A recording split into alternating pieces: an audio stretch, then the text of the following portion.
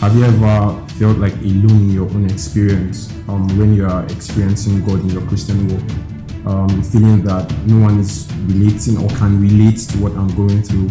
No one is experiencing the same thing that I'm going through. Maybe my experience is a bit unique, but then that's what this show is about. So welcome to... Hello everyone, welcome to our other session of Can You Relate? Today we will be talking about friendship, and we have our amazing people here with us today. All very glad to see you guys, and we hope that this session is going to be very fruitful to you guys, and feel free to subscribe and enjoy. Okay, so our first question is what is a friendship, and what would you really what are the characteristics of like a very good friendship, and how would you define it in your own words? And I would like to ask Shay. Hi everyone. So the term friendship, I guess it's a form of relationship that is founded on trust, trustworthiness, loyalty, and just being able to have someone that you're close with and you can share things with, layman's terms.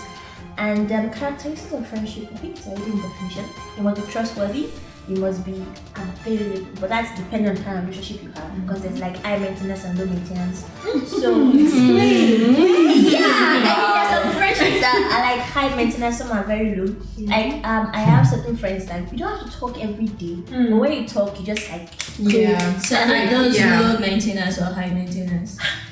So differentiate. I think you are okay. Those are low.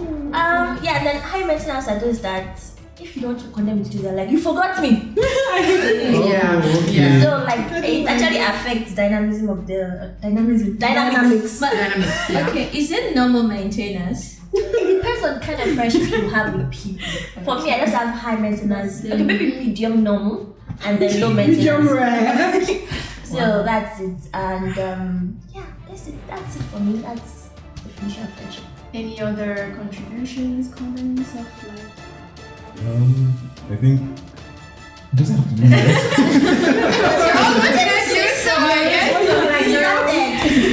Did someone want to say something? Okay. Please go. Friendship to me is someone that can take me as I am, and someone that can take as he or she is. I will depend whether high maintenance, low maintenance.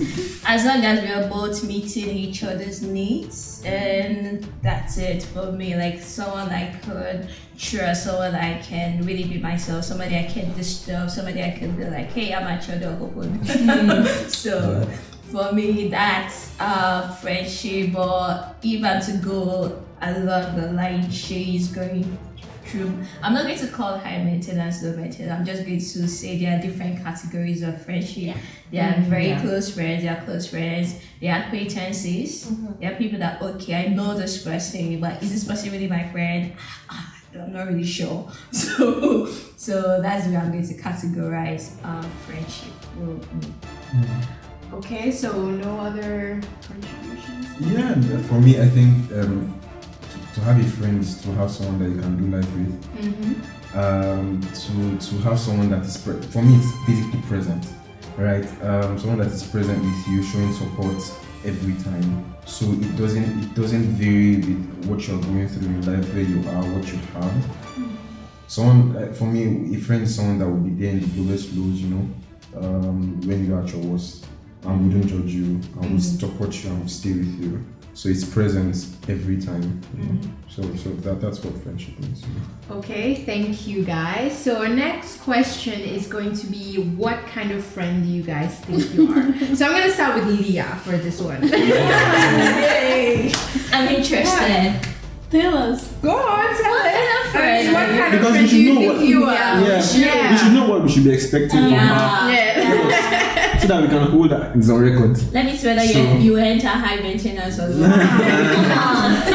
I was about to ask, does that mean you keep emphasizing presence? So does that mean I'm a bad friend if I am, I don't want to say selfish with my time, But if I can't always be selfless with my time, And I also have a follow-up question. yeah, Okay, because, to what I said, yeah, because you said I was going to ask that before she said me. And what type of friend am I?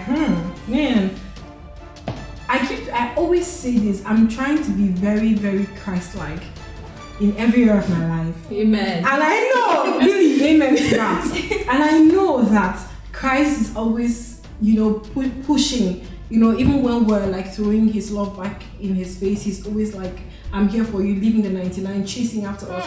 But me, I am the friend that, in fact, not just the friend, all in all, I meet you where you meet me. Like, you can't be giving me bad vibes, and then I'm like, patronizing you, oh please, oh this, and then I'm like insisting we must be friends. So I'm trying to be your friend, and you're giving me, I'm not really feeling this kind of vibe, and I'll still be.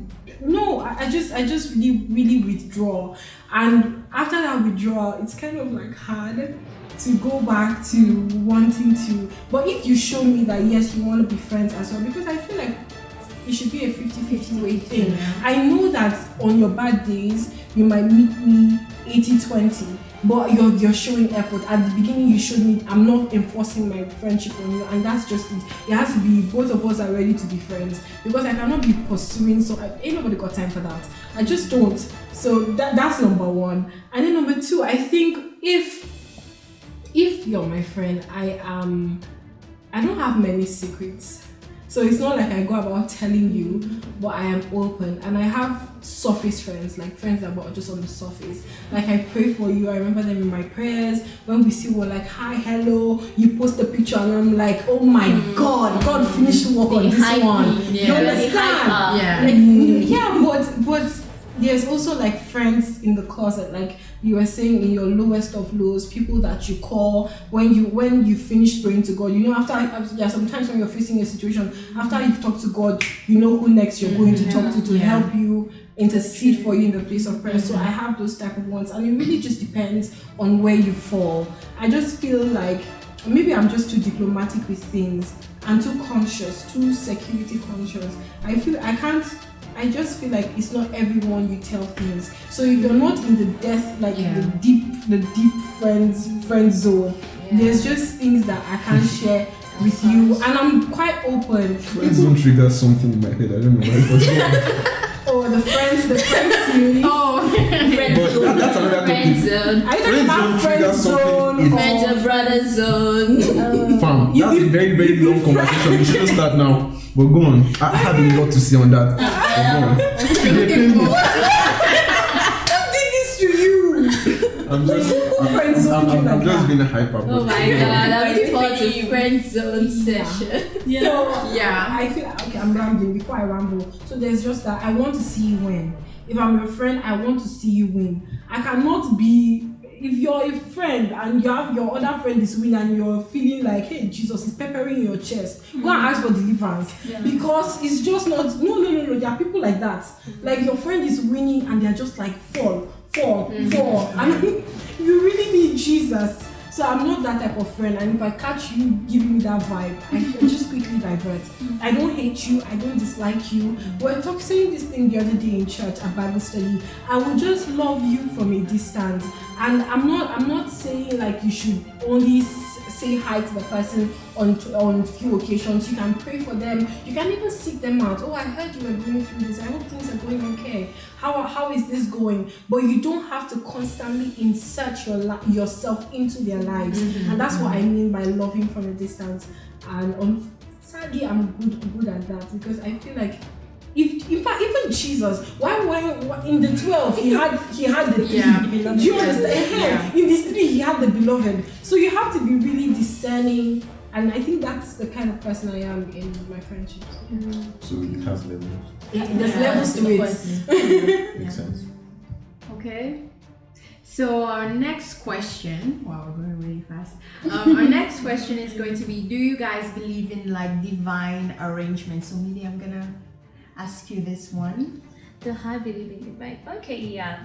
So for friendship, there are people that I'm meeting for the first time, and I just don't like oh, this person is going to be my friend. Not, I don't really know their person, or we're just at the right place at the right time.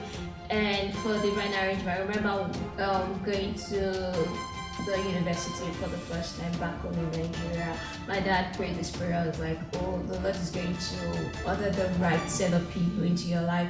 And that's exactly what happened. Like it became a constant thing in my life that I don't force friendship. That even when I meet people, they're good, they're nice. That somehow some people just get to stay, and some people get to live. And then like I noticed that no matter how I even try to force friendship with some people, I can't, no matter how great they may be and everything. So yes, I believe in divine arrangement when it comes to friendship. There are people that they come at the nick of time that you really need somebody. I've had so many stories of my life, or so many times of my life, that if not that the good set of friends were there at that point in time, it would have been so difficult, because few months before then I didn't have them that close to me. But apparently before I had that my down moment, they came into my life. So for me,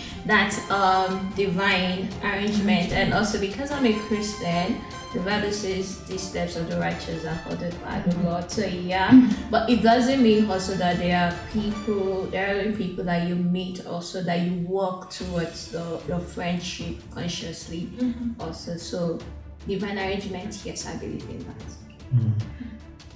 And also, I would like to just ask a question.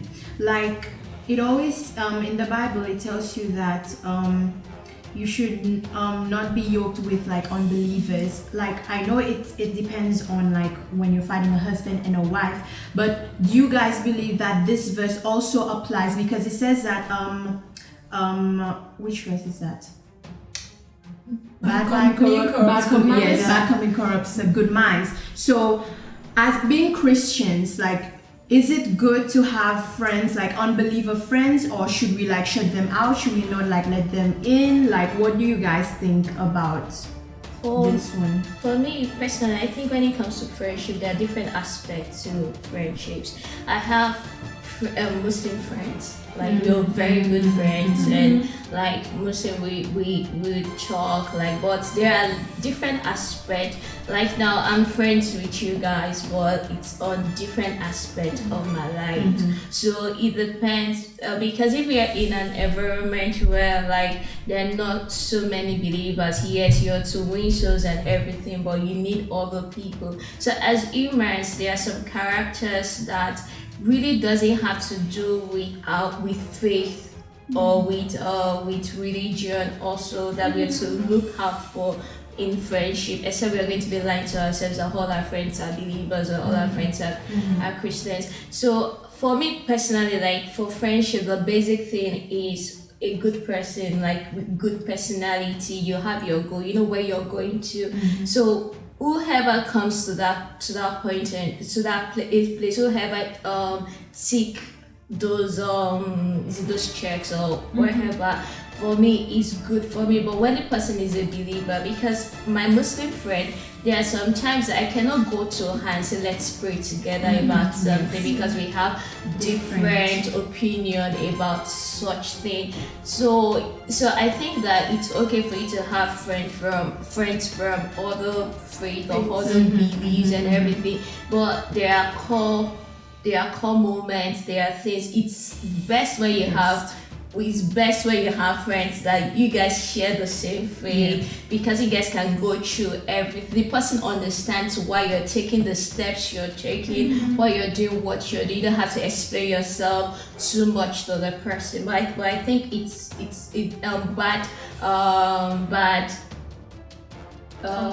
bad company corrupts good manners. It's really has to do with more of people's personality and all those things. Yeah, their personal values, their core morals, regardless of whether you're Muslim, Buddhist, they're just things that a human being or a good person should aspire to, right? So that's what you mean. So you should be able to pick up friends with those kind of good character, regardless of whether they are Muslim or Christian and then your core friends are people you can play with, right?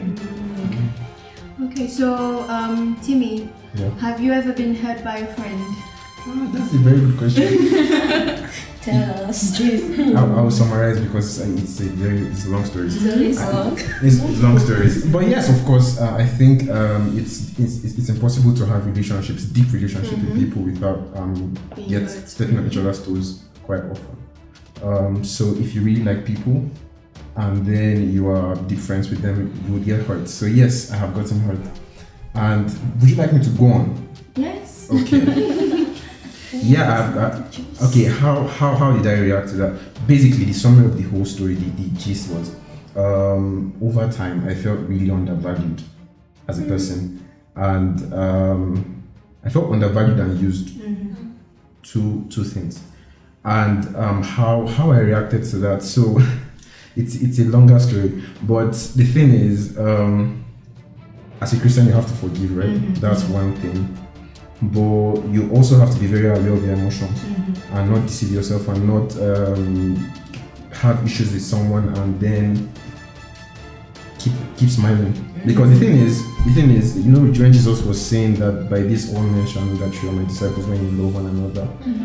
Jesus was saying that when you are giving a gift and you have aught against your brother, he said keep your gift down at the altar, go to your brother, make amends, and then before you come back and give your gift. So it's very important that you settle, like, discuss or whatever issues that you're having. If the person is your brother. So again, it's levels. So for me, I'll be very practical what I'm about to say. because I've told you what you're supposed to do. I didn't do that. Yeah. So because I didn't do that because I was not because your brother is not someone that is really close with you, someone that you want to have a relationship in the future with. So if you are not planning to kind of elongate the relationship and then you want to get away, probably not necessarily have to have a conversation. And the reason why I did not want to have any conversation regarding this is the issue, I have this problem with you, was my opinion was not valued. So every time I tried to have a serious conversation, but always ended up in gaslighting, jokes and all of that. I'm like, fam, imagine trying to be serious and saying that you're really hurting me and I don't like what you're doing. And then the person turns into joke, you'll be more hurt, right? Yeah. So I'm like, fam, if I can't have a conversation about it, that's an issue. So I will just step away. Okay. But it's very important. It's very important. It's very good that and this is what I did. So I was very conscious about forgiving, and it's a process. It takes time, and there is usually a formula that you can apply to it. If someone hurts you and then you pray from a place of love, not about your hurts, not about what you're going through, but really pray for the person, about everything the person is going through. You can't pray from hurt. You can't pray from a place of love and then still feel that hurt. I don't know if you can relate to what I'm saying, but so over many times, it's not something that if it's real long hurt, it doesn't go away in one day. So it's something over time you have to continue doing. So that's what I did, and funny enough, I had a conversation with this same person not very long ago, and I'm like, I'm good. You know, I'm like, wow, I don't feel that way anymore. Formally, when I think about the person, I'm like, it's only the hurt I can remember, but now I'm like, it's gone, and I was so happy. Yeah, I was so happy, and Okay, so Alice, what are the qualities that you believe will build up a friendship, like activities and things that you feel will build up a friendship?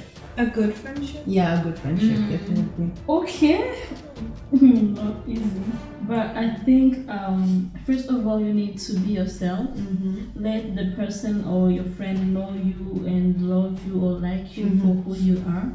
Not pretend to like some things just because you want to be their friend. Yeah, definitely. Yeah. Then also love them the same way, don't, like without judgment. Just because you cannot be judging your friend, because you are there to love them, and if it's something that you need, that your friend needs to correct, you can show them love and talk to them in love without judging or even be telling everybody about that issue. And something else that is really important in like friendship building, like new friendship, is like to keep like the communication, like to make efforts to keep in contact. Yeah. So yeah. I received that grace. Amen. Yeah. Okay, I Go on. I had something I wanted to add. I was just thinking, right? Because it seems as though with the way we describe friendship, it would seem like most of the relationships that we want to have are going to be easy relationships, right? And if you look at the scriptures and look at Jesus' life, he did not necessarily have all his relationships easy. Judas betrayed the guy.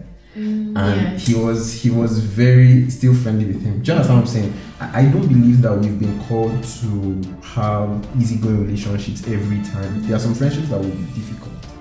And then, so don't get me wrong, there are some friendships you should cut away from. For example, there are some abusive relationships. Yes. That's a different conversation. But then there are some relationships that you need to learn patience from. You need to grow from. And I just feel like it's not going to be rosy in every friendship. But that's somewhat. Yeah, I can actually relate. Sorry. Yeah, go on. Yeah, I can actually relate to that because recently, I don't know how to put it. I never saw myself as a person that has anger issues. I mean, literally, I was telling my friend that if Pastor Inka had come and said, I want you to pray about anger, I'll be like, Pastor, is it me you saw? Because I'm not the kind of person that saw myself as being susceptible to anger. But then there's this wonderful person in my life that just is amazing and just always pushes those buttons. And I just told myself, like, I'm not the kind of person that gets handsy. Is it me, Jesus?